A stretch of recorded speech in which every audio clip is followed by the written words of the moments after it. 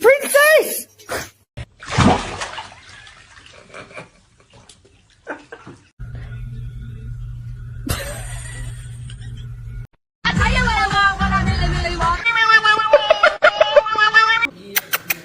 Only. Meanwhile, earlier today, number 10 in Oregon.